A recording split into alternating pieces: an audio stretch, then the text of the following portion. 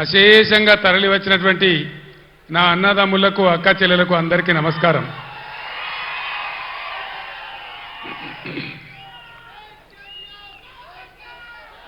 ఇక్కడ జరుగుతున్నటువంటి మెదక్ జహీరాబాద్ పార్లమెంటు నియోజకవర్గ అభ్యర్థులుగా పోటీ చేస్తున్న గౌరవ వెంకట్రామరెడ్డి గారు, గౌరవనీయులు శ్రీ అనిల్ గారు, మీ ఆశీర్వాదం కోసం వాళ్ళు ఇక్కడ ఈ సభలో మీతో పాటుగా ఉన్నారు.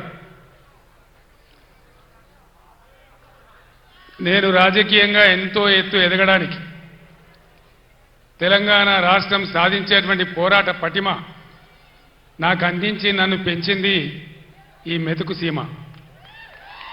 మీరిచ్చిన బలమే ఢిల్లీతోని కొట్లాడి ఆనాడు ఢిల్లీ మెడలు వంచి ఈ తెలంగాణ మనం తెచ్చుకున్నాం.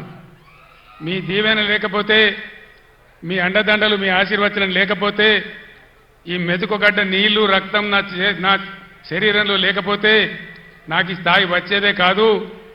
మొన్న జరిగినటువంటి అసెంబ్లీ ఎన్నికల్లో కూడా ఏ జిల్లాలో రానంత భారీ మెజారిటీ ఇచ్చి హరీష్ రావు గారు తదితరుల నాయకత్వంలో 7 ఎమ్మెల్యేలు గెలిపించిన నా మెతుకుసీమ గడ్డకు 2 చేతులెత్తి నేను నమస్కారం చేస్తా ఉన్నాను.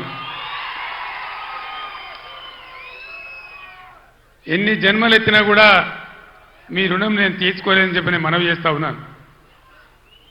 ఇవాళ కొంతమంది తెలివి ఉన్నవాడు, తెలివి లేనివాడు, అడ్డంపొడుగు మాట్లాడేవాడు బీఆర్ఎస్కు పార్లమెంటు ఓట్లెందుకు, సీట్లెందుకు అని మాట్లాడుతూ ఉన్నారు. ఇప్పుడే కావాలి బీఆర్ఎస్కు పార్లమెంట్లో ఓట్లు, సీట్లు. ఎందుకు?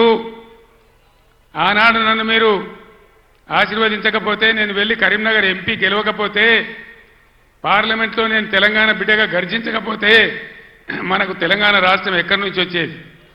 ఈరోజు కూడా తెలంగాణ ప్రజల ఆకాంక్షలు, ఆశలు, హక్కులు నెరవేరాలంటే ఖచ్చితంగా టీఆర్ఎస్ బిడ్డలు పార్లమెంట్లో ఉంటేనే మన హక్కులు, అధికారాలు నెరవేర్తే నేను మీకు మనవి చేస్తా ఉన్నా. ఏం జరుగుతూ ఉంది మీరు చూస్తూ ఉన్నారు. ఇప్పుడే పెద్దలు పోచారం గారు చెప్పినారు, పాలిచ్చే భార్యను ఎత్తేసి దున్నపోతుని తెచ్చుకున్నామని. జరుగుతుంది. రాజకీయాలలో అప్పుడప్పుడు గమ్మత్తుగా గుడ్డి లక్ష్మి వచ్చినట్టు కొంతమంది లిల్లీ పుట్టుగాళ్ళకు కూడా అధికారం వస్తుంది. వాళ్ళని ఎందుకంటారు లిల్లీ పుట్టని? ప్రజల అధికారం ఎందుకు ఇస్తారు? మాకు సేవ చేయమని, రాష్ట్రాన్ని బాగు చేయమని, గత ప్రభుత్వం కంటే కొన్ని మంచి పనులు చేయమని అధికారం ఇస్తారు, కానీ అడ్డదిడ్డం పనులు చేయమని చెప్పరు.